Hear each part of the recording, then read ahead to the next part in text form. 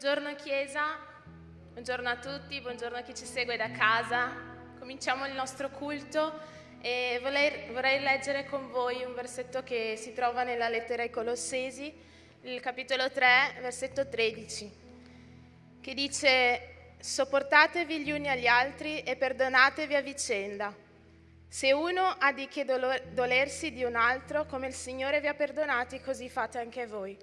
Noi come Chiesa dobbiamo imparare a camminare assieme, imparare ad appoggiare gli uni agli altri, imparare a pregare per gli uni agli altri e veramente essere un corpo, il corpo di Cristo, vivendo in comunità, vivendo assieme. Dobbiamo appoggiare gli uni agli altri, dobbiamo sopportarci gli uni agli altri ed amarci gli uni agli altri. Quindi che in questa mattina, che in questa giornata e in tutti i giorni della nostra vita noi possiamo imparare a vivere questo versetto. Amen. Vorrei invitarvi ad alzarvi in piedi e fare una preghiera per iniziare il nostro culto. Signore, noi ti ringraziamo, Padre, per questa giornata, ti ringraziamo, Signore, per questo momento.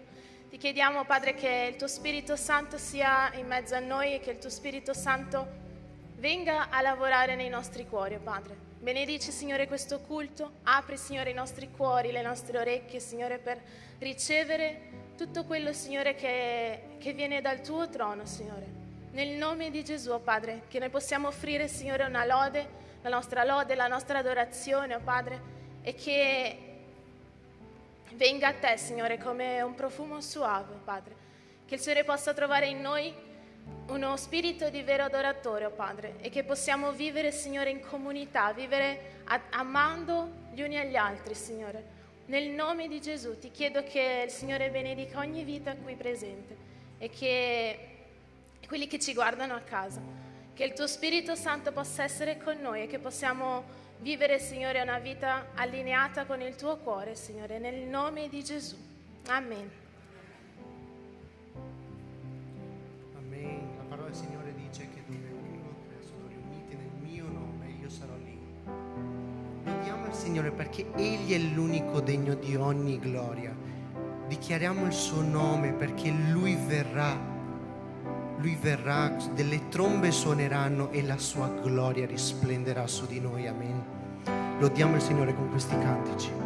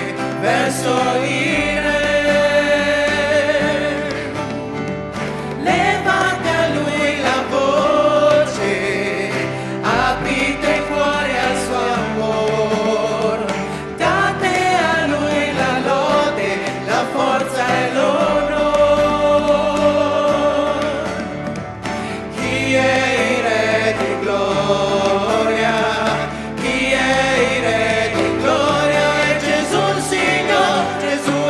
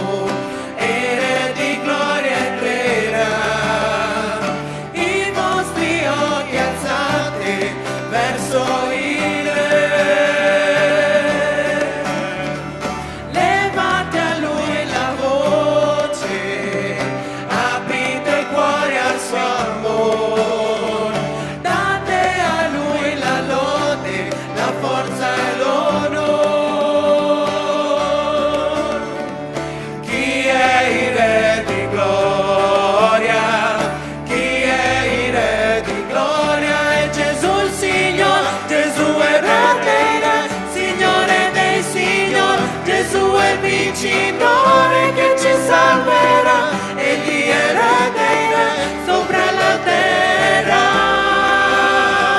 Gesù è re dei re, Signore dei signori, egli ritornerà.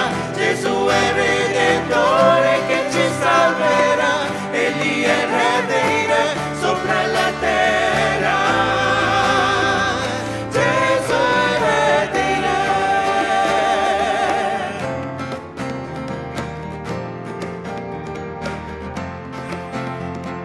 Chi è il re di gloria? Chi è il re di gloria? Chi è il re di gloria? Chi è il re di gloria? È Gesù Signore, Gesù è il re dei re, Signore dei signori, Gesù è il vincitore che ci salverà, egli è re dei re sopra la terra. Gesù è re dei re, Signore dei signori, egli ritornerà. Gesù è redentore che ci salverà, egli è re dei re sopra la terra. Gesù è re dei re.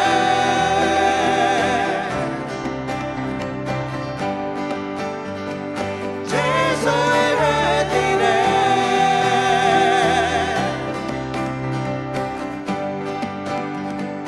Gesù è re dei re.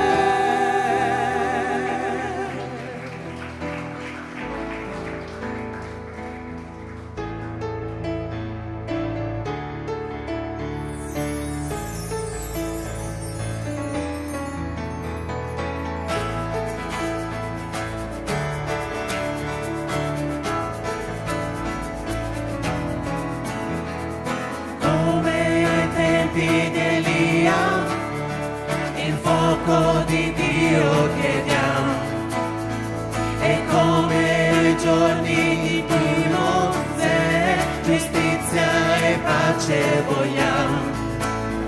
Ma siamo in tempi di prova, di guerra, di fame e terrore, e siamo la voce che ancora grida, prepara la via del Signore. Gesù verrà su di una nuvola, la tromba suonerà, di gloria splendere lo innalziamo, insieme giubiliamo, sul monte Sion Gesù ritornerà.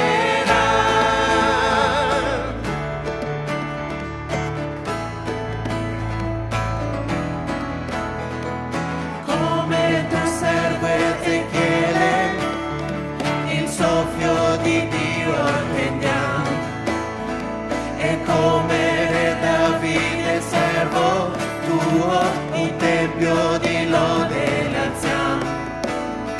Ed ora che c'è la raccolta, i campi son bianchi oramai, noi siamo i tuoi servi ed ancora gridiamo, venite, ritorna il Signore. Gesù verrà su di una nuvola, la tromba suonerà, di gloria splendere lo innalziamo, insieme giubiliamo, sul monte Sion Gesù ritornerà. Gesù verrà su di una nuvola, la tromba suonerà, di gloria splendere lo innalziamo, insieme giubiliamo, sul monte Sion Gesù ritornerà.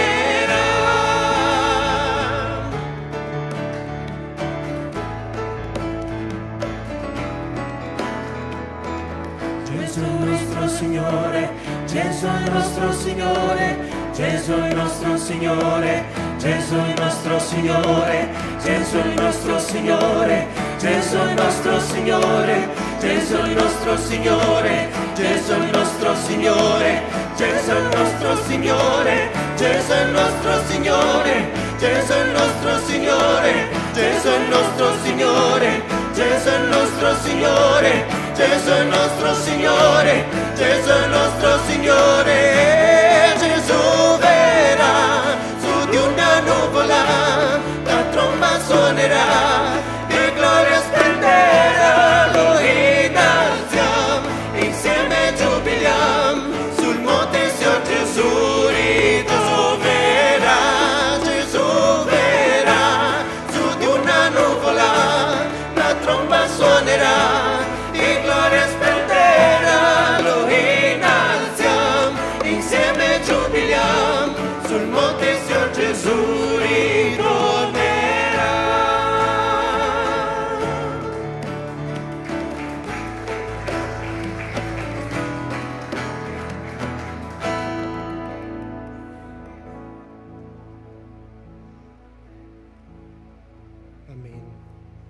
Salmi 119, 105 dice che la tua parola è una lampada ai miei piedi e una luce sul mio sentiero. Il Signore sa cosa ci aspetta. Lui conosce il nostro passato, il nostro presente e il nostro futuro. E nei suoi sogni c'è un adoratore qui presente. Tutti noi siamo degli adoratori per dare gloria a Lui. Ed ogni generazione lo amerà. Ci prostreremo, ci inginocchieremo e pregheremo al Signore. Continuiamo a lodare il Signore e pensando che la nostra vita appartiene a Lui. Amen.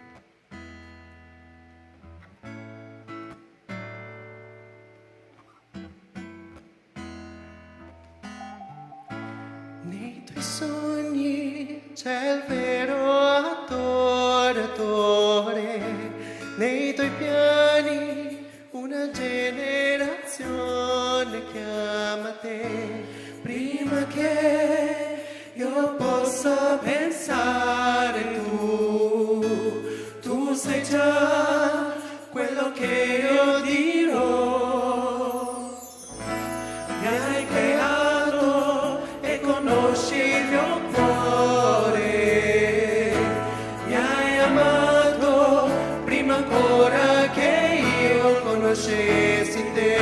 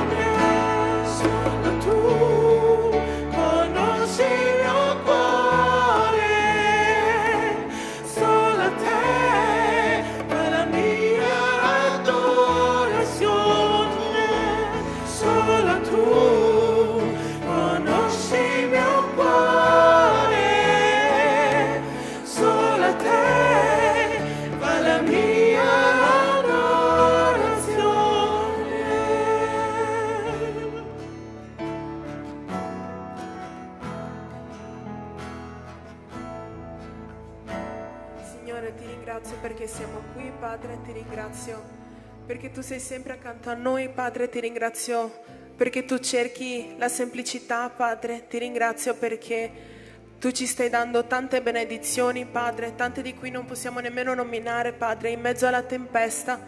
Prego che noi possiamo continuare a guardare quanto tu sei buono, Padre, quanto tu hai tutto sotto controllo, Padre, e che noi possiamo continuare a guardare te, Padre, non guardare il vento, Padre, guardare le distrazioni, ma guardare soltanto te, Padre, avere l'occhio fisso, Padre, su quello che tu dici che noi siamo, quello che le tue promesse, Padre. Ti ringrazio, Padre, perché tu sei così come sei, tu eri, tu sei e così sarai, Padre, tu sarai così per sempre. E ti ringrazio per questo, Padre, nel nome santo di Gesù. Amen.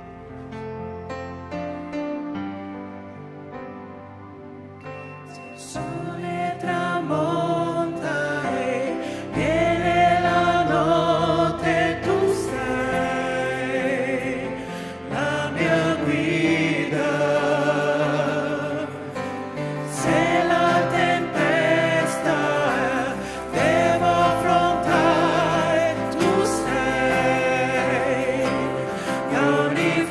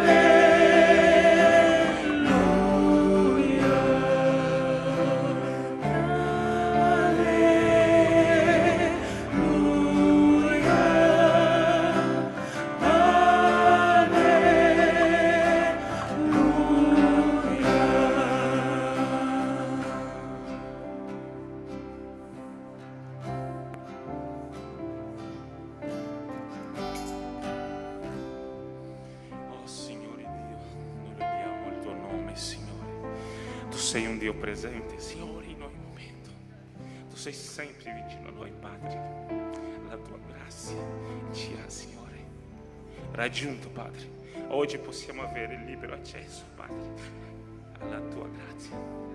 Oggi il tuo popolo è radunato, Signore, per lodare il tuo nome, per benedire di tutte le meraviglie, Signore, che tu doni ogni giorno, Signore, per noi, Signore. Le tue misericordie, Signore, ci hanno raggiunto un'altra volta questa mattina e noi siamo qui, Signore, fiducioso, Signore, che tu condurrai il tuo popolo. Padre, apri i nostri cuori, Signore, rendici, Signore, predisposti, Signore, con il cuore aperto, Padre, a ricevere la tua parola, Signore. Noi lodiamo il tuo nome, Signore, perché tu sei l'unico Dio, Padre, in cui possiamo dire alleluia al tuo nome, Signore, alleluia, Signore. Grazie, Padre, benedice questa lode, benedice, Signore, i nostri cuori, benedice la tua parola, Signore, che sarà predicata in questo momento, nel nome santo di Gesù Cristo, Padre. Amen e alleluia al tuo nome, Padre. Dichiariamo ancora una volta se nel mare. Se nel Io affondo la tua mano, su mi riporta per respirare, mi fai camminare sopra le acque. Lui è il Dio della nostra salvezza. Tu sei il Dio della mia salvezza, sei la mia rocca, la mia fortezza, il mio Signore, mio Salvatore. Dichiariamo alleluia al Signore. Lodategli sia.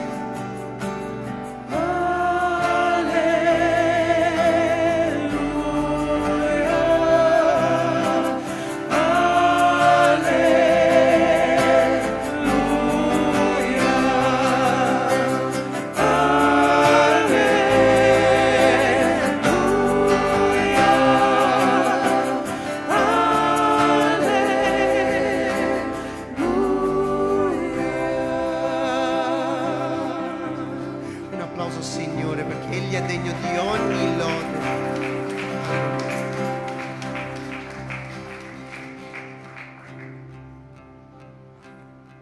Potete sedervi.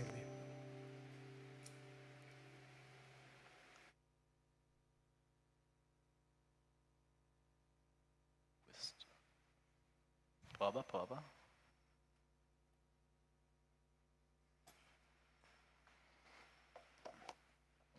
Ok. Che grande Dio che adoriamo. Che grande Dio. Stavo pensando adesso, mentre la lode ci guidava, che noi non veneriamo, non lodiamo un Dio che è morto sulla croce e fine.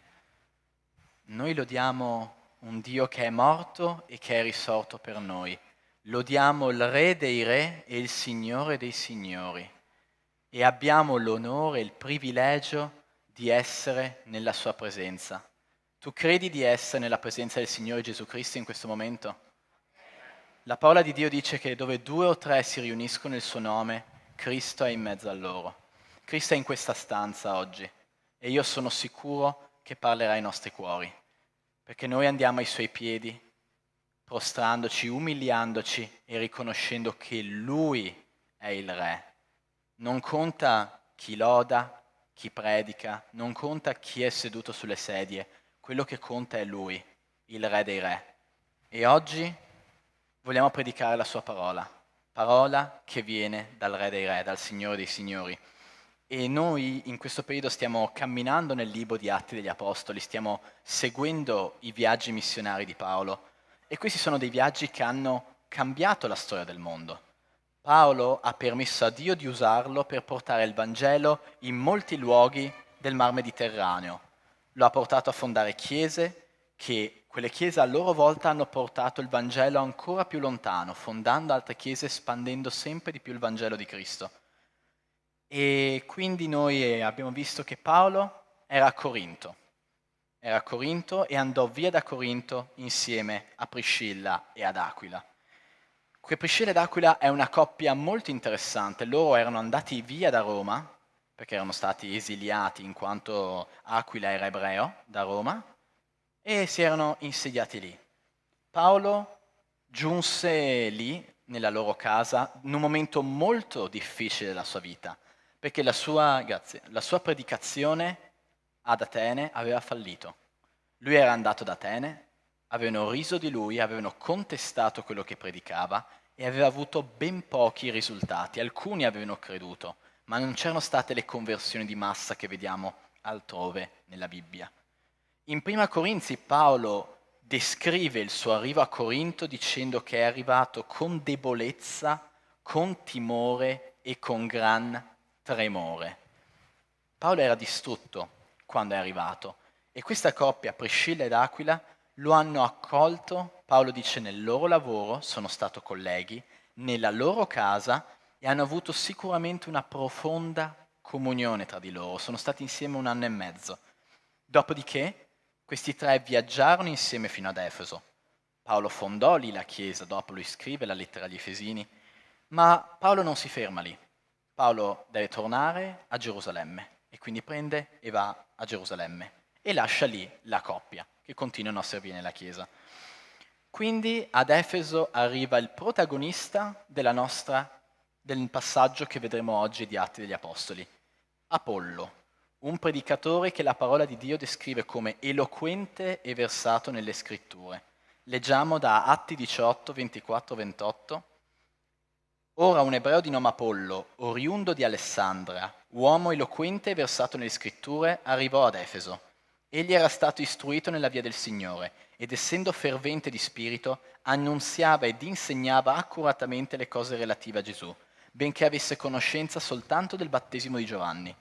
Egli cominciò pure a parlare con franchezza nella sinagoga, ma Priscilla e Aquila, dopo averlo udito, lo presero con loro e gli esposero con più esattezza la via di Dio. Poi, siccome voleva andare in Acaia, i fratelli lo incoraggiarono e scrissero ai discepoli di accoglierlo. Giunto là, egli fu di grande aiuto a quelli che avevano creduto mediante la grazia di Dio, perché con gran vigore confutava pubblicamente i giudei, dimostrando con le scritture che Gesù è il Cristo. Preghiamo. Signore, noi ti ringraziamo perché tu sei un Dio grande. Tu sei il nostro Re, sei il nostro Signore e tutta la lode e l'onore va a te. Ora io ti prego che i nostri cuori adoranti siano aperti, Signore, a te. Questo è un momento di semina. Tu sei il seminatore e il seme è la tua parola. Ti prego che in questa chiesa tu possa trovare cuori aperti, Signore, cuori pronti ad accogliere la tua parola. E io ti prego, Signore, che nel nome di Gesù questa parola entri in questi cuori e dia molto frutto, Signore. Non permettere al maligno di portare via questi frutti, ma che questi frutti rimangano, Signore. Te lo chiedo nel nome di Gesù. Amen.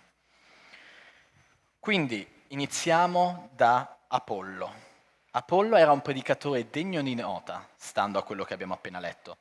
E qui ho voluto evidenziare come la parola descrive questo predicatore con una serie di aggettivi che lo definiscono, una serie di caratteristiche. Lui era un oriundo di Alessandria, cioè un ebreo che era nato in Egitto. Lui era eloquente, era capace di argomentare e di parlare con le persone. Era versato nelle scritture, istruito nella via del Signore, annunziava ed insegnava accuratamente, anche se però aveva conoscenza solo fino al battesimo di Giovanni. Era fervente di spirito e parlava con franchezza nella sinagoga.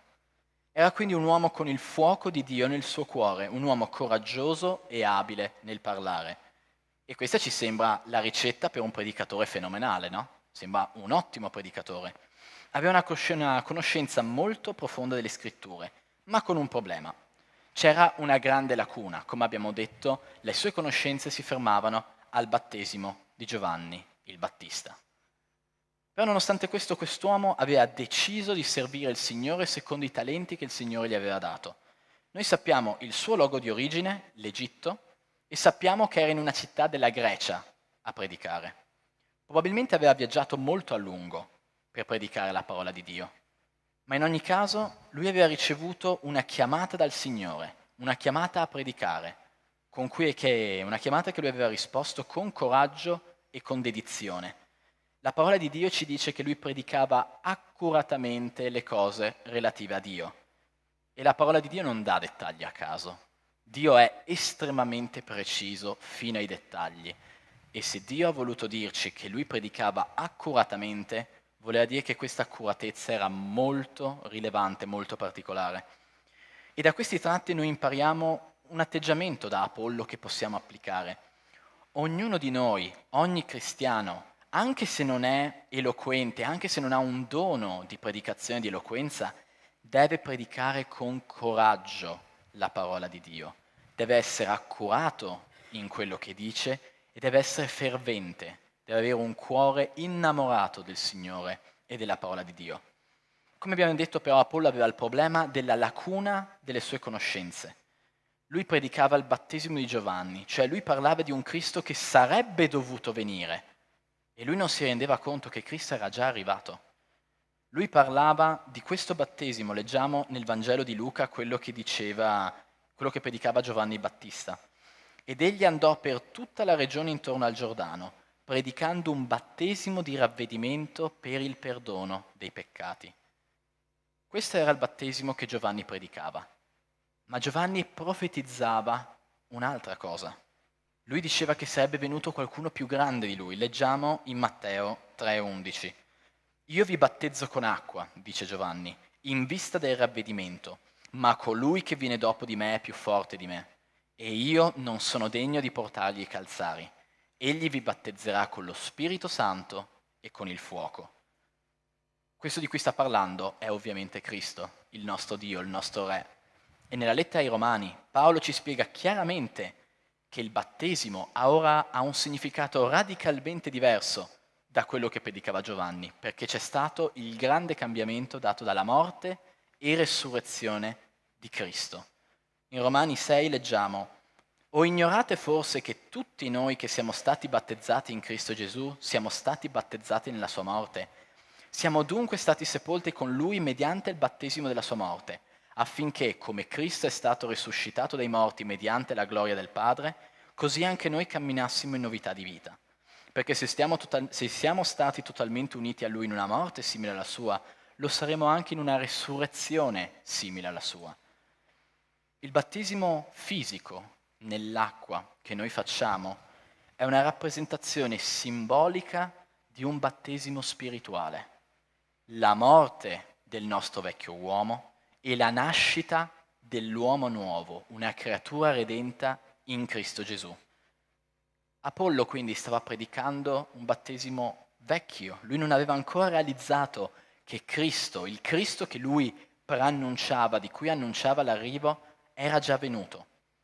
Apollo doveva ancora capire che il ruolo di battesimo non era più la purificazione del peccato, ma il battesimo era il simbolo della rinascita, della morte dell'uomo peccatore e della nascita dell'uomo redento. Il grandissimo dono della salvezza per grazia, che solo attraverso Gesù Cristo è possibile. E questa era la grande lacuna nella predicazione di Apollo. E quindi per il secondo punto vediamo gli altri grandi protagonisti di questa storia, di questo passaggio, di questo momento della Chiesa, Priscilla e Aquila. C'era questo messaggio che Apollo portava con coraggio, con potenza, un gran messaggio, come diciamo, portato da un predicatore davvero abile, però era un messaggio incompleto, a cui mancava un pezzo. Lui stava predicando questo messaggio ad Efeso e in mezzo al pubblico di ascoltatori, di persone che stavano assistendo, c'erano Priscilla ed Aquila, che avevano la storia che abbiamo detto prima. Hanno passato 1 anno e mezzo con Paolo, ci dice la parola, hanno lavorato insieme a lui, hanno lavorato insieme. Probabilmente sono stati istruiti, discepolati in un modo molto intimo da parte di Paolo, li ha seguiti molto da vicino. loro lo appoggiavano e lo avevano accolto in un momento molto duro. Sicuramente c'era stato questo scambio. Questa coppia aveva camminato molto a lungo con Paolo e noi capiamo dalla parola di Dio che loro avessero inteso a fondo e correttamente il Vangelo di Cristo. E quindi loro sentirono Apollo che predicava, si resero conto che era un buon messaggio, un messaggio vero, ma a cui mancava una parte, a quel messaggio mancava il finale. E sentendo questa predicazione che era buona, ma insufficiente, i due decisero di agire, di fare qualcosa. Non capiamoci male, non capitemi male, Apollo non era un falso profeta, lui non stava predicando falsità, lui non aveva nessuna intenzione di sviare i fedeli da Cristo e dal Vangelo, non era quello che stava facendo, lui stava predicando un Vangelo incompleto, un Vangelo che stava avvicinando le persone sì a Dio, nella prospettiva dell'arrivo di Cristo, ma non stava avvicinando le persone a Cristo, dicendo loro che Cristo era già venuto per loro. E quello che capiamo dal carattere del Signore è che Dio non consente che il suo Vangelo sia predicato in un modo indegno. E a tal fine, come Priscilla e Aquila, Dio mette dei guardiani nelle comunità cristiane, delle persone che veglino su quello che viene predicato. Chiaramente la prima linea che ci viene in mente in quest'opera di verifica, di guardia su quello che viene predicato, sono i pastori, quelli più esperti, quelli che conoscono meglio, che fungono da baluardo, da guardiani contro dottrine false che cercano di entrare nella Chiesa. Ma non solo sono i pastori. Ciascuno di noi, qui presenti oggi, ciascun membro della Chiesa deve essere molto attento a quello che viene predicato, deve avere una conoscenza molto profonda della parola di Dio, deve avere un rapporto personale molto stretto con il Signore, in modo che come Priscilla e Aquila possa avere le antenne dritte e rendersi conto se il messaggio che viene predicato è parziale, è incorretto, è qualcosa che sta sviando dal vero significato di Cristo. Non era il caso di Apollo, come dicevo, ma spesso è capitato, capita e capiterà nella Chiesa che entrino falsi profeti, persone che vengono a predicare un Vangelo falso, un Vangelo diverso. E nella parola di Dio è molto chiara su questo tema. Nella sua Chiesa non c'è posto per le false dottrine, non c'è posto per un insegnamento contrario a quello di Cristo, non c'è posto per insegnamenti che ingannano e sviano le persone. Paolo e Giovanni nelle loro lettere si esprimono in modo molto duro a chi predicava un Vangelo diverso da quello di Cristo. Leggiamo nella lettera ai Galati da Paolo, che poi non c'è un altro Vangelo, però ci sono alcuni che vi turbano e vogliono sovvertire il Vangelo di Cristo. Ma anche se noi o un angelo dal cielo vi annunziasse un Vangelo diverso da quello che vi abbiamo annunziato, sia anatema. Come abbiamo già detto, lo ripeto di nuovo anche adesso, se qualcuno vi annunzia un Vangelo diverso da quello che avete ricevuto, sia anatema. Vado forse cercando il favore degli uomini o quello di Dio? Oppure cerco ancora di piacere agli uomini? Se cercassi ancora di piacere agli uomini, non sarei servo di Cristo.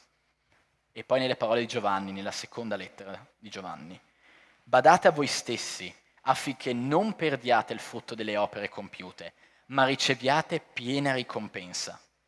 Chi va oltre e non rimane nella dottrina di Cristo, non ha Dio.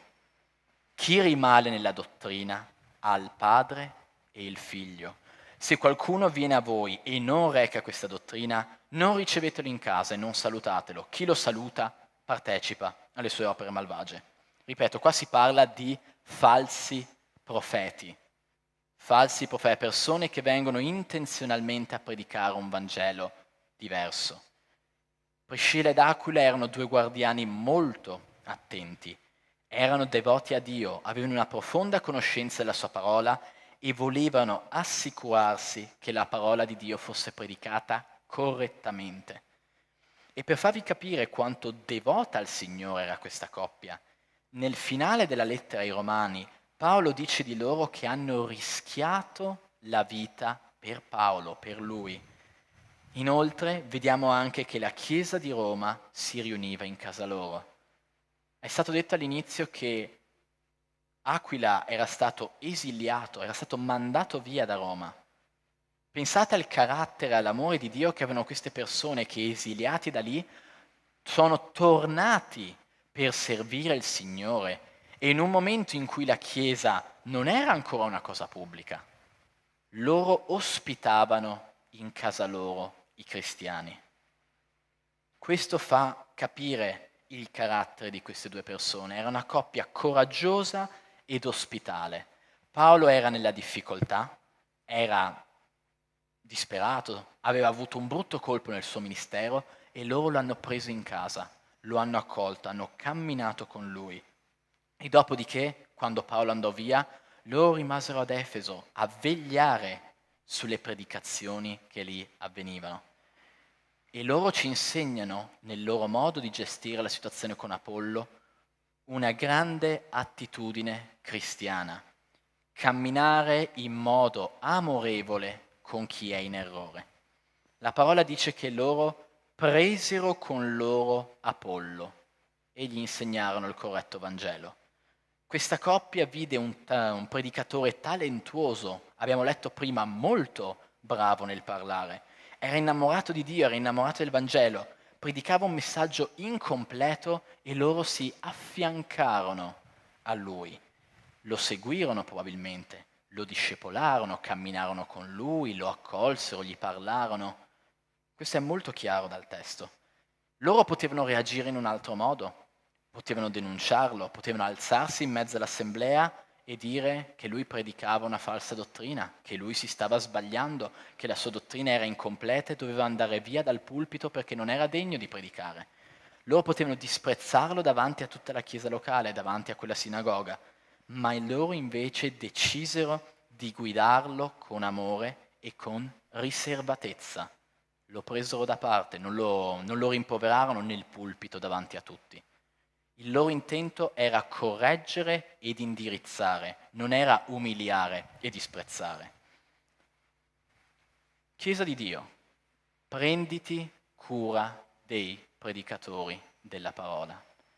Prenditi cura di chi nella tua Chiesa predica la parola di Dio. I nostri pastori e le persone che vengono a predicare qui da questo pulpito sono comunque esseri umani, fallibili, sono redenti, sono nuove creature in Cristo, ma hanno ancora una carne di peccato, fanno errori, sbagliano. Ma abbiate cura di loro, abbiate cura dei predicatori.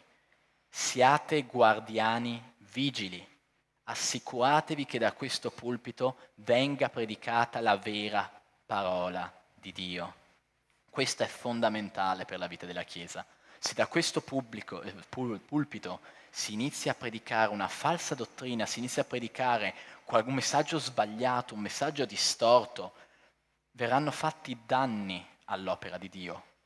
E invece se verrà predicato un Vangelo corretto, così come Cristo ce l'ha dato, questa Chiesa sarà vitale, sarà efficace, questa parola si propagherà a sempre più persone. Se sentite nella predicazione qualcosa di strano, qualcosa con cui non concordate, che non vi suona parte della dottrina di Cristo, prendete la Bibbia, verificate, andate a vedere quello che Dio dice, non quello che voi pensate che Dio dica. E se vi rendete conto che il predicatore è in errore, prendetelo da parte.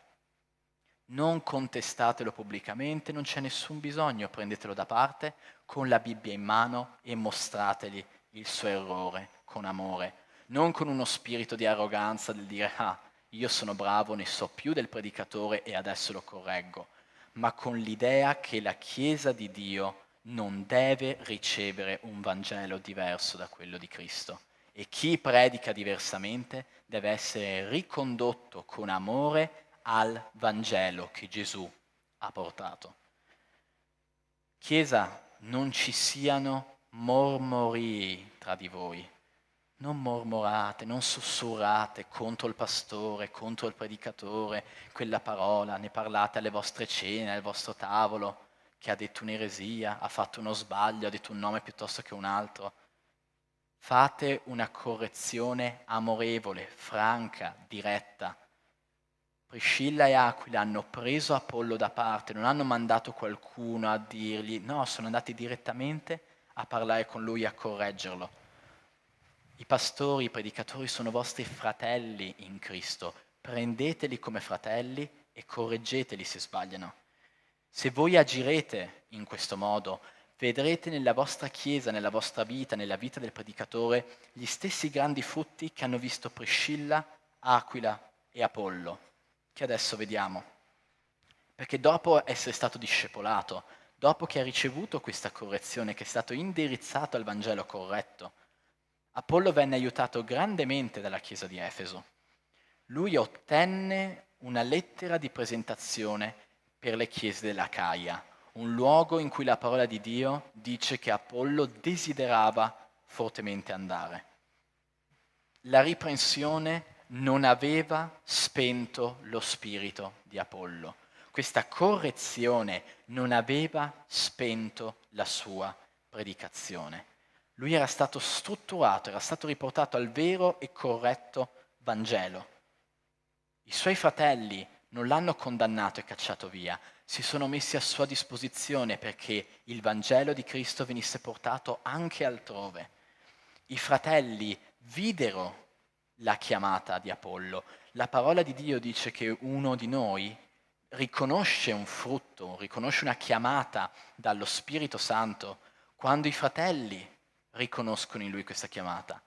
Ah, vedo in te che puoi essere nella lode, che puoi essere un predicatore, che puoi essere un insegnante, un missionario. Dio usa la sua Chiesa per dare indicazioni e conferma nella chiamata dei fratelli. E usa anche la Chiesa per assistere i fratelli nella loro chiamata. Loro lo aiutarono. Questo è una Chiesa sana e viva. I fratelli camminano l'uno con l'altro. L'uno assiste il ministero del fratello, dell'altro. Ci si assiste a vicenda. La Chiesa lo raccomandò. Lui partì e la parola disse che in Acaia Apollo fu un grande aiuto per i credenti. Un grande aiuto. Il predicatore, che adesso era formato a dovere sul Vangelo di Cristo, dice la parola di Dio che confutava pubblicamente i giudei, dimostrando con le scritture che Gesù è il Cristo. La correzione di Priscilla ed Aquila e il discepolato che loro avevano condotto con Apollo avevano potenziato, non indebolito, il coraggio e l'ardore di Apollo. La sua eloquenza, la sua abilità nella dialettica, nel parlare, nel sostenere quello che pensava in pubblico, erano ora sorrette da una comprensione più chiara di Cristo e del Vangelo. La sua abilità nel parlare era ora al totale servizio di Cristo. Apollo viene menzionato in seguito nella Bibbia come una personalità molto influente nella Chiesa di Corinto, dove Paolo dice che lui ha innaffiato i semi che Paolo aveva seminato. A tal punto lui era famoso e rilevante a Corinto che sicuramente lui non voleva questo, ma si è creata una fazione nella Chiesa che diceva di essere di Apollo. E poi Paolo ovviamente affronta questo tema. E l'ultima menzione che abbiamo ad Apollo è nella lettera di Paolo a Tito, dove Paolo gli dice a Tito che Apollo sta servendo il Signore nell'isola di Creta. E quindi, fratelli, voglio sottolineare che vita benedetta ha avuto Apollo. Una vita di servizio, una vita in cui ha portato il Vangelo a numerose persone. Lui poteva reagire in modo completamente diverso a questa correzione. Poteva sentirsi scoraggiato, sentirsi umiliato. Magari lui poteva mettere in dubbio il proprio ministero, poteva abbandonare l'opera. Se non predico il Vangelo corretto, forse non sono chiamato a predicare. Magari poteva pensare questo. O lui poteva avere un'altra reazione, poteva arrabbiarsi, poteva contestare Priscilla ed Aquila, creare una contesa con loro. Ma Apollo fu umile. Lui ammise, lui capì che il suo Vangelo, quello che lui stava predicando, non era sufficiente, mancava un qualcosa. Ebbe l'umiltà di dire ad Aquila e Priscilla che loro avevano ragione. Lui cambiò la propria rotta e iniziò a predicare il vero Vangelo. E quindi la parola di Dio ci afferma varie volte che la riprensione, la correzione è importante. Ripeto, Apollo stava commettendo un'imprecisione. Alle volte la riprensione però nella nostra vita personale è quando siamo in errore, quando stiamo facendo la cosa sbagliata. Possono accadere entrambe le cose. La riprensione e la correzione, dicevo, sono molto importanti e molto benefiche per ciascuno di noi. Nel libro di Proverbi viene scritto questo, Proverbi 13, miseria e vergogna a chi rifiuta la correzione, ma chi dà retta alla riprensione è onorato. Proverbi 9, chi corregge il beffardo si attira insulti, chi riprende l'empio riceve affronto. Non riprendere il beffardo per evitare che ti odi, riprendi il saggio e ti amerà. Istruisci il saggio e diventerà più saggio che mai, insegna al giusto e accrescerà il suo sapere. La parola di Dio ci dice che chi ascolta la correzione è onorato ed è saggio. È un saggio che diventerà ancora più saggio e amerà chi porta quella correzione nella sua vita. La parola di Dio stessa è uno strumento di correzione. Paolo ce lo dice nella seconda lettera a Timoteo. Ogni scrittura è ispirata da Dio e utile a insegnare, a riprendere, a correggere, a educare alla giustizia, perché l'uomo di Dio sia completo e ben preparato per ogni opera buona. Perché tu sia completo e ben preparato per ogni opera buona, devi passare più volte per la correzione, per un'educazione. Devi sbagliare e essere ricondotto sulla strada giusta. Dio sa che non siamo perfetti. Dio sa che tu non sei perfetto. Il suo strumento principale nel nostro lavoro di correzione, di perfezionamento giornaliero è la sua parola. Ma Dio usa anche i nostri fratelli. Quando Gesù illustra ai suoi discepoli come la Chiesa deve risolvere, deve occuparsi delle contese che ci sono, dei problemi che ci sono tra fratelli, Cristo sottolinea che noi guadagniamo il fratello che riprendiamo e che ci ascolta. Leggiamo dal Vangelo di Matteo. Se il tuo fratello ha peccato contro di te, va e convincilo fra te e lui solo. Se ti ascolta, avrai guadagnato tuo fratello. Se non ti ascolta, prendi con te ancora 1 o 2 persone, affinché ogni parola sia confermata per bocca di 2 o 3 testimoni. Se rifiuta ad ascoltarli, dillo alla Chiesa. E se rifiuta ad ascoltare anche la Chiesa, sia per te come il pagano e il pubblicano. Gesù ci dice molto chiaramente, passo per passo, come gestire le litigate tra fratelli. E ci dice molto chiaramente che chi sbaglia dobbiamo riprenderlo con amore, perché se lo riprendiamo abbiamo guadagnato un fratello. Molto importante questo. Nella lettera di Giacomo Dio ci mostra che è importante per noi essere come Priscilla e Apollo e Aquila, e riprendere con amore chi sbaglia nella teologia, nelle parole, nel comportamento, negli atteggiamenti, chi pecca, chi si comporta in modo non opportuno, chi si comporta in un modo che scandalizza i fratelli.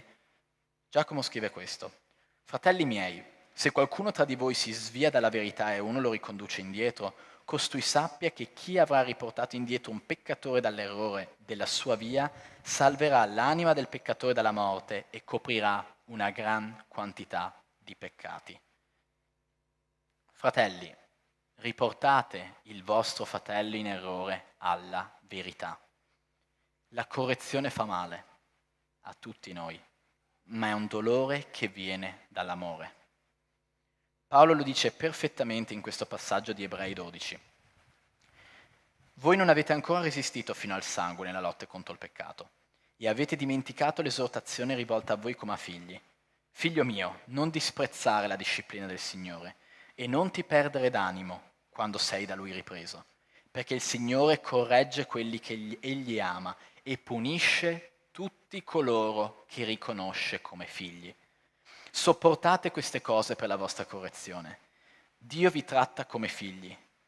Infatti, qual è il figlio che il padre non corregga? Ma se siete esclusi da quella correzione di cui tutti hanno avuto la loro parte, allora siete bastardi e non figli. Inoltre abbiamo avuto per correttori i nostri padri secondo la carne e li abbiamo rispettati. Non ci sottometteremo forse molto di più al Padre degli Spiriti per avere la vita? Essi infatti ci correggevano per pochi giorni, come sembrava loro opportuno, ma Egli, Dio, lo fa per il nostro bene, affinché siamo partecipi della sua santità. È vero che qualunque correzione sul momento non sembra recar gioia, ma tristezza. In seguito tuttavia produce un frutto di pace e di giustizia in coloro che sono stati addestrati per mezzo di essa. Un frutto di pace e di giustizia. Cristo dice questo parlando nelle chiese ad Apocalisse. Nel capitolo 3 lui dice: tutti quelli che amo, queste sono parole di Cristo, tutti quelli che amo io li riprendo e li correggo. Sii dunque zelante e ravvediti. Quindi andando verso la conclusione, io voglio chiederti: hai capito questi versetti? Hai capito quello che è stato predicato questa mattina da questo pulpito? Hai capito che cosa il Signore ti sta dicendo? Gesù non si è mai stancato di correggere e ad insegnare ai suoi apostoli. E chi c'era tra i suoi apostoli? C'era Giuda. E lui lo ha corretto con amore per tutti i 3 anni di ministero, l'uomo che l'avrebbe tradito. Priscilla ed Aquila non hanno disprezzato un predicatore che loro potevano tranquillamente metterci un'etichetta. È un eretico, è un ignorante, è qualcuno che è dannoso per il Vangelo e per l'opera di Dio. Loro non hanno fatto questo, lo hanno preso con loro, hanno camminato con Apollo, lo hanno portato alla verità del Vangelo. Non avere paura della correzione. Fratello, non avere paura di essere corretto. Non avere paura che qualcuno venga da te a dirti: stai sbagliando, stai peccando, hai detto una cosa che non è corretta, che non è giusta. Quando un pastore, un membro della tua famiglia, un membro della tua chiesa, un tuo amico ti riprende, non abbatterti, non arrabbiarti, non intristirti, non sentirti umiliato, perché non è quel fratello che ti sta riprendendo, è Dio che ti sta riprendendo attraverso quel fratello. Le persone accanto a te che vedi in questa chiesa sono strumenti di Dio nella tua vita. Non fermarti all'uomo, alla donna fisica che vedi davanti a te. Guarda attraverso, guarda il Dio che c'è dietro i gesti di quella persona. Guarda il Dio che sta usando quella persona per correggerti, per indirizzarti verso il Vangelo di Cristo. La parola ci dice che la correzione ci porta tristezza all'inizio. È triste essere ripresi. Ci sono state delle volte in cui sono stato convocato dal pastore, sono entrato nel suo ufficio e mi è stato detto che avevo sbagliato, che avevo fatto una cosa che non andava bene e che dovevo cambiare. Non è bello ricevere un messaggio dal pastore che dice: vieni nel mio ufficio sabato, ho bisogno di parlare con te. E vieni ripreso e ricevi una lavata di capo. Ma io vi posso dire che quelle volte che sono stato ripreso, quelle volte in cui ho messo a tacere la mia arroganza, il mio orgoglio, ho detto: ok, farò quello che mi è stato detto. Dio mi ha benedetto grandemente e sono sicuro che tanti fratelli qua dentro possono portare la stessa testimonianza. Tante volte noi riceviamo una riprensione e la respingiamo, reagiamo con rabbia o ci intristiamo, ci deprimiamo, diciamo: no, allora sto sbagliando tutto, non sono un vero cristiano, questo non è il mio ministero. Non è questo, è Dio che ti sta perfezionando. Immagina uno scultore con una statua, è il momento dello scalpello, della rifinitura. Dio sta limando i dettagli della tua vita attraverso la riprensione. Non respingerla, perché se tu respingi la correzione, respingi l'opera di Dio nella tua vita e non è una via saggia da prendere. Lascia il tuo orgoglio nelle mani di Cristo. La correzione ci porta a essere umili, perché ci ricorda che noi non siamo dei, ed è un messaggio che a volte ci dà fastidio. È bello pensare che non sbagliamo mai, ma noi sbagliamo. Permetti a Dio di correggerti. Se tu vuoi crescere in Cristo, se vuoi essere ogni giorno più vicino alla statura di Cristo, permetti a Dio di correggerti attraverso i tuoi fratelli. E allo stesso tempo sii uno strumento di correzione. Non tollerare il peccato nella tua Chiesa. Non tollerare una testimonianza falsa nella tua Chiesa. Non tollerare un Vangelo impreciso. Riprendi con amore il fratello che sbaglia. E se lui ti ascolta, hai guadagnato un fratello. Accetta la riprensione quando arriva. Non fuggire da essa, non arrabbiarti contro di essa. Vedi Dio nella riprensione dei tuoi fratelli. Sii l'uomo saggio di Proverbi, non l'uomo stolto, non l'empio. Sii l'uomo saggio, ascolta la riprensione di Dio, sii uno strumento con cui Dio riprende chi è in errore.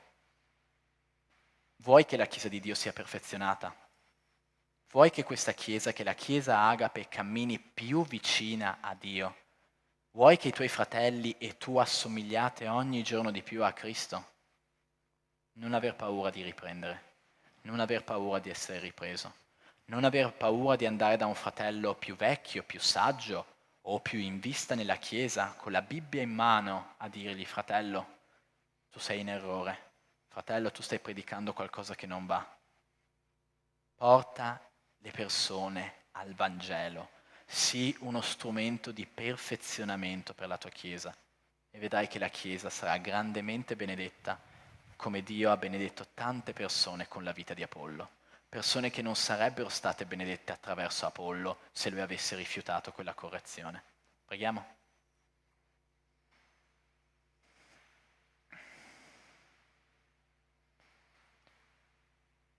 Signore Gesù, la tua correzione ci fa male. È doloroso essere ripresi.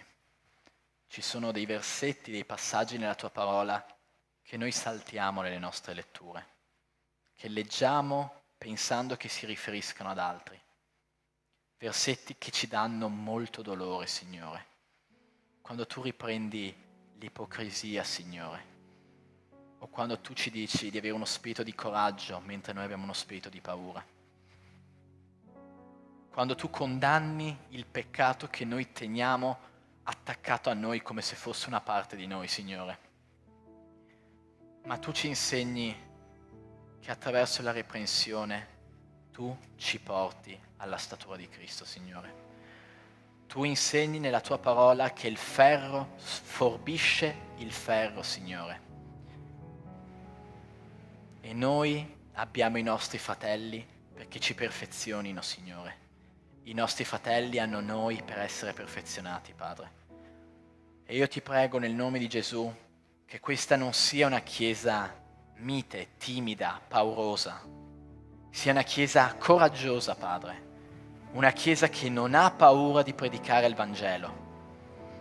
Una chiesa come Priscilla e Aquila, che non hanno avuto paura di andare da quell'eloquente predicatore a dirgli: tu stai sbagliando. Signore, io ti prego che questa Chiesa predichi come predicava Cristo, andando dalle persone dicendo: ravvedetevi e credete al Vangelo, camminando con chi sbaglia e non cacciandolo via da questa Chiesa, Signore. Ti prego che chi venga ripreso non si allontani, non abbia paura della riprensione, ma ti prego che ci sia umiltà in questa Chiesa. Caccia ogni spirito di arroganza, Signore. L'arroganza non fa parte del tuo regno e non deve far parte di questa Chiesa, Signore. Che questa sia una Chiesa umile, una Chiesa serva, una Chiesa che rinuncia al suo orgoglio per servire te, per essere ogni giorno di più simile a te. Che sia una Chiesa che accetta la riprensione, che accetta la correzione, che venga da questo pulpito, dai pastori, dagli anziani, dai fratelli, Signore, da qualunque membro di questa Chiesa venga la correzione, ti prego che la Chiesa Battista Agape accetti di essere ripresa, di essere corretta e di essere guidata a Cristo, Signore. La riprensione fa male, ma il frutto della riprensione è la pace in te, Signore. E questa Chiesa vuole la tua pace, Signore. Ti prego che ogni giorno di più noi possiamo essere simili al carattere di Cristo. Ti prego che ogni falsa dottrina, ogni imprecisione, ogni ipocrisia, ogni comportamento scorretto secondo la parola che avviene in questa Chiesa nel nome di Gesù sia corretto. Che questa Chiesa possa camminare in un modo sempre più simile alla verità del Vangelo, Signore. Questo è quello che ti chiediamo nel nome di Gesù. Amen. L'aggettivo molto importante dopo riprensione è amorevole. Amorevole. E quindi adesso io chiedo a questa Chiesa di essere amorevole. Abbracciate il vostro fratello alla vostra sinistra, alla vostra destra, un fratello che non avete mai abbracciato, una persona che non conoscete. Alzatevi, abbracciatelo, dategli una parola di benedizione e digli che sei pronto a correggerlo quando serve. Forse non gli piacerà, ma tu diglielo.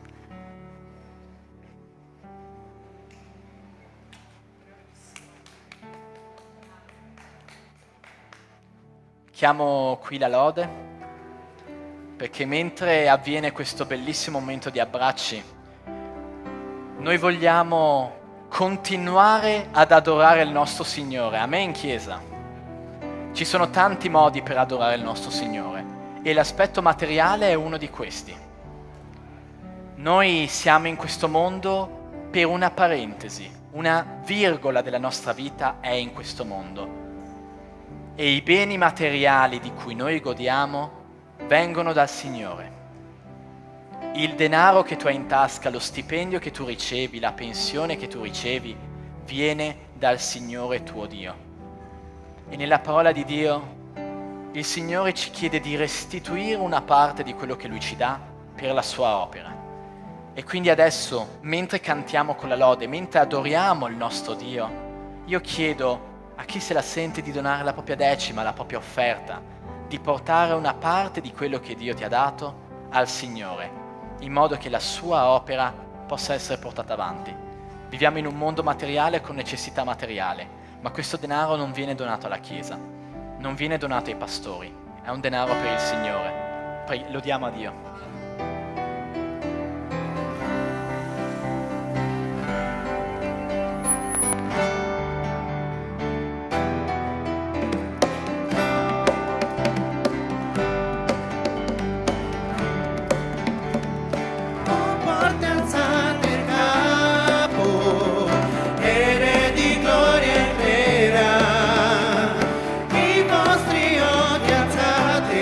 Verso il Re.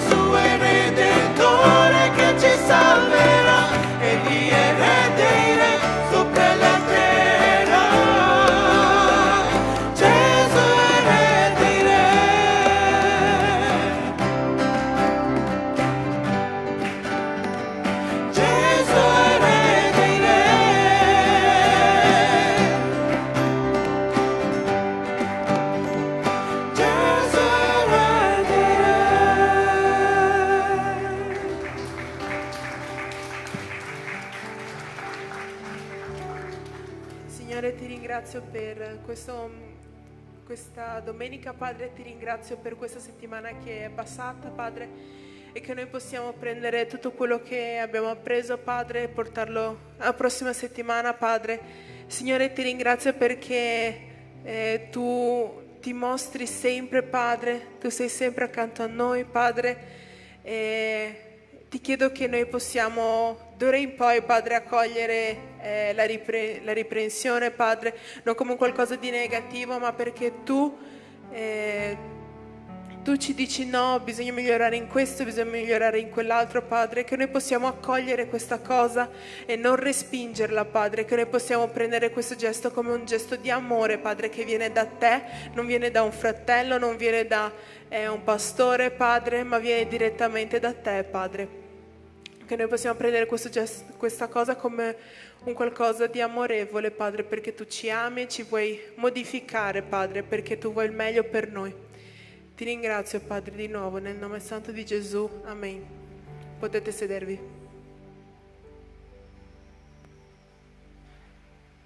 Bene, adesso abbiamo il momento degli avvisi.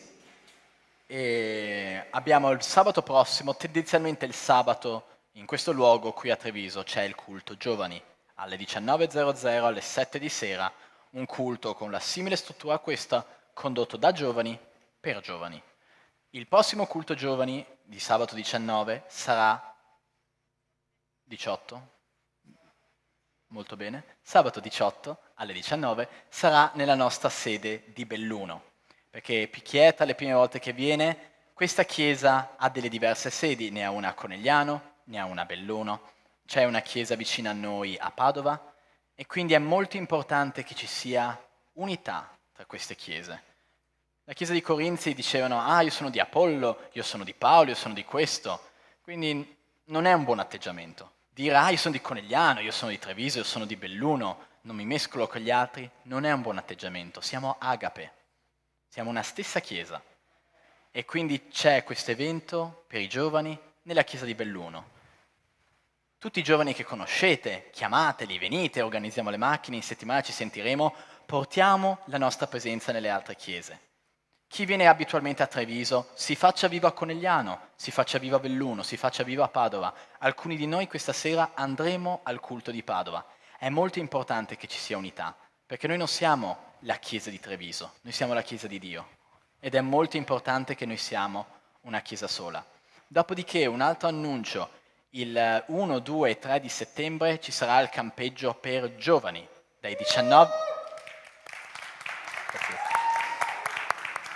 19 anni in su, è per chi vuole avere un momento, un po' di ritiro, un po' di attività di gruppo, un momento di giovani per giovani con giovani, in cui ci saranno varie attività, momenti di predicazione, di preghiera, di lode, un momento per stare più isolati nella presenza del Signore. E questo è molto importante, fare comunione anche con le persone che più ci assomigliano, la stessa età, lo stesso genere, è molto importante. Quindi se conoscete giovani, se siete giovani che volete iscrivervi, mi raccomando, fatelo presente a qualcuno di noi giovani della nostra età. Abbiamo Giada come punto di riferimento che non è qui in questo momento. Se non sapete a chi chiedere, chiedete ai pastori, chiedete a qualcuno dei giovani, chiedete in giro, sarete dirottati, rimbalzati per tutta la chiesa finché non avrete la persona giusta. E quindi non penso mi sfuggano altri avvisi. Convegno delle coppie, 20, 21 e 22, per informazioni Patrizia, mano alzata Patrizia, non la vedo, non è qui in questo momento. Lì in fondo vedete suo figlio, suo marito e da qualche parte sua figlia, chiedete a loro, ve la dirigono. E quindi se siete una coppia sposata, se siete morosi, avete qualche mese per sposarvi, in 2 mesetti ce la fate, e c'è questo convegno per le coppie. Per chi c'è stato hanno detto che è un'occasione bellissima per confrontarsi con altre coppie, essere più uniti nel Signore è molto molto importante. Se volete partecipare, di nuovo, fatevi rimbalzare in giro finché non trovate chi vi porta l'informazione giusta. Ci sarà il Rallegrati, giusto? 9 settembre, un evento di lode e di adorazione, quindi lascio eventuali spiegazioni ulteriori ai fratelli della Lode, che sono saggi, sono preparati, la Lode non è la mia cosa, e comunque è un evento molto bello, sarà in un'altra chiesa, non in questa, ma di nuovo, siamo la chiesa di Dio, andiamo dai fratelli a sostenere, a cantare con loro, ad abbracciarci, ma sono diversi da noi. Wow, non pensavo. Sì, sono diversi da noi, lodiamo insieme a loro, predichiamo insieme a loro, mangiamo insieme a loro, siamo tutti fratelli e sorelle. Quindi facciamo un'ultima preghiera per chiudere, invito ad alzarvi in piedi per l'ultima preghiera conclusiva e poi vi lasceremo alla vostra settimana. Signore, noi ti ringraziamo per questo culto, ti ringraziamo per questa lode, perché oggi noi abbiamo cantato che tu sei il nostro Re, tu sei il nostro Re di gloria, tu sei il nostro Signore. Signore, tu ci riprendi, ma sempre con amore, per portarci sempre più vicini a te. Ti ringraziamo perché tu sei qui, tu cammini a fianco a noi, e io ti prego nel nome di Gesù che cammini a fianco a ciascuno dei miei fratelli qui presenti, che questa sia una settimana benedetta secondo la tua volontà, una settimana di sottomissione, di umiltà e di un cammino con te. Benedici ciascuno di questi fratelli, Padre, e che nel nome di Gesù questa settimana sia condotta secondo la tua volontà, nelle ferie, nel lavoro, nella scuola, in qualunque impegno abbiamo, Signore, che tutto sia fatto per la tua gloria. Questo è quello che ti chiediamo, nel nome di Gesù. Amen. Dio vi benedica. Se è la prima volta che siete venuti qua, grazie, speriamo di rivedervi. Se siete vecchi che vengono spesso, vi tornate pure, certo. E una buona domenica e una buona settimana.